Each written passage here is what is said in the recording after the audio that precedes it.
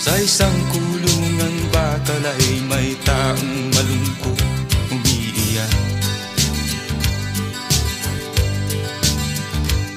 Ang tanong niya sa sarili ay kailan magigising na ng liwanag. Malayo ang iniisip at nakakuyong yaring mga palad. Bakit daw siya nagdurusa sa kasalanang di niya ginawa?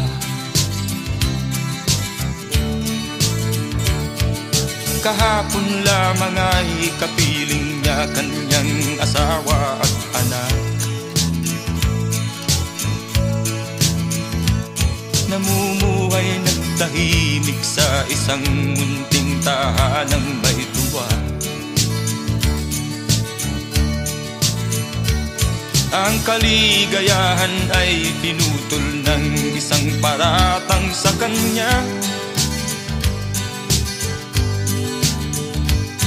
Siya daw ang may sala sa isang krimen na di naman niya ginawa.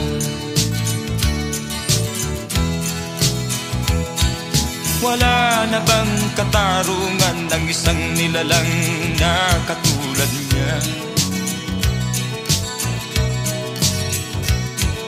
Ilan pang tulad niya ang magdurusa ng walang kasalanan? Di ba't ang batas natin pantay-pantay, walang mahirap mayaman? Bakit marami ang nagdurusang mga walang kasalanan? Mga ilang araw na lamang haharapin na niya ang bitayan.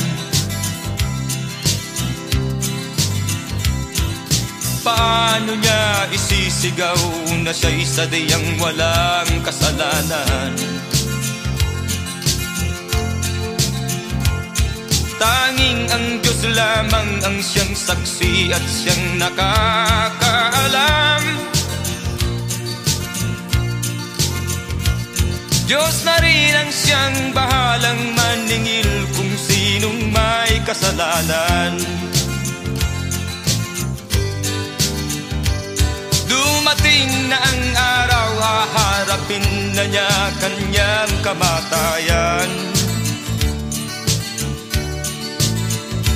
Sa isang upuang bakal na kay dami ng buhay na inutang.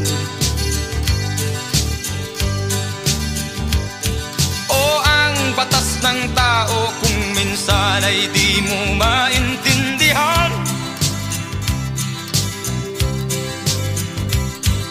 Ilan pang tulad niya ang magdurusa ng walang kasalanan?